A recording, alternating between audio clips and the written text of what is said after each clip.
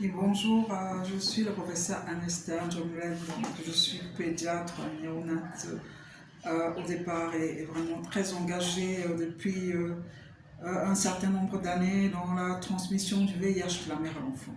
Alors à l'occasion de cette journée mondiale de lutte contre le VIH-Sida, je voudrais faire un point sur l'état des lieux de cette pandémie pédiatrique qui perdure, puisque si dans les années 2000, on enregistrait environ 800 nouvelles infections tous les ans avec l'avènement et l'utilisation des multithérapies antirétrovirales.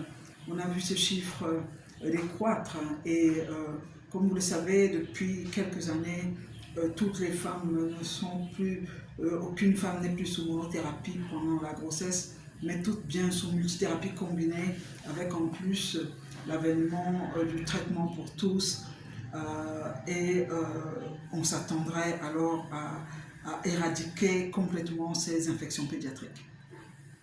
Alors, il se trouve que pour l'instant, ce n'est pas le cas, même si un certain nombre de pays l'ont déjà éliminé, dont Cuba qui était le premier pays à être enregistré pour cette élimination, également la Thaïlande.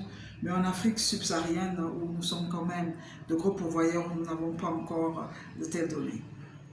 Selon les données de l'UNICIDA, en 2020, nous avons enregistré au niveau mondial à peu près 150 000 nouvelles infections pédiatriques du fait de cette transmission.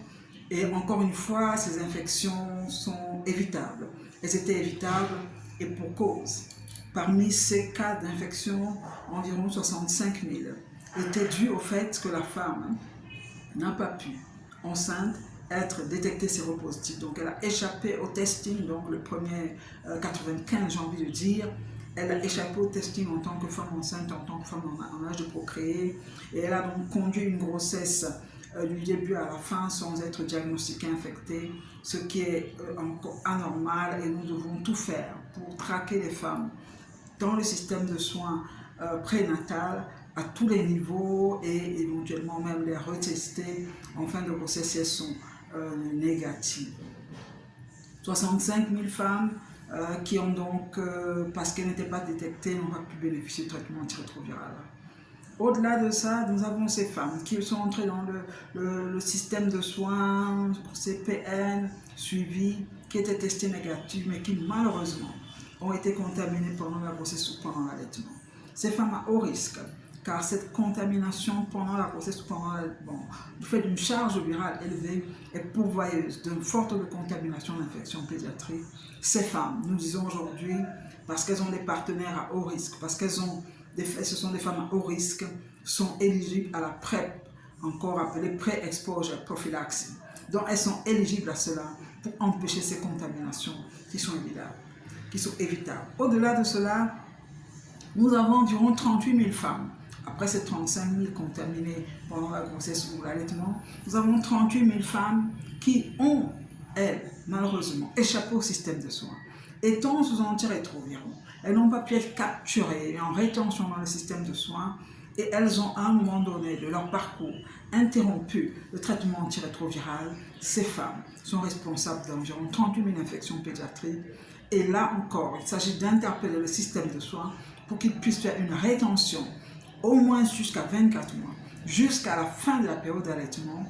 Donc nous savons que cet allaitement doit être couvert et sécurisé par une prise adéquate d'antirétroviraux jusqu'au sevrage complet de l'enfant. Hélas, quelques-unes qui ont fait l'effort, ayant été dépistées, ayant été traitées, elles ont fait l'effort de prendre ce traitement avec une inconstance et de fait, elles sont non supprimées sur le plan virologique. Ces 14 000 nouvelles infections pédiatriques pouvaient être évitées si effectivement on s'assure que les femmes prennent bien leur traitement, sont complètement adhérentes pour avoir des charges virales supprimées. Rappelons-le, le principal facteur qui va induire la transmission du VIH de la mère à l'enfant, c'est la charge virale non supprimée et nous devons tout faire pour nous assurer qu'elle est supprimée pendant la grossesse, pendant l'accouchement et pendant l'allaitement. Alors, à chacun de vous, quelle que soit votre position, politique, prestataire de services, communautaire, formateur, engageons-nous en cette journée mondiale de lutte contre le sida de renforcer la lutte, sachant d'autant plus que c'est l'Afrique centrale et de l'Ouest qui actuellement porte le haut fardeau de la pandémie pédiatrique. Renforçons la lutte pour éliminer et tendre vers l'éradication d'ici 2030 et c'est vraiment possible grâce à vous. Merci de votre attention.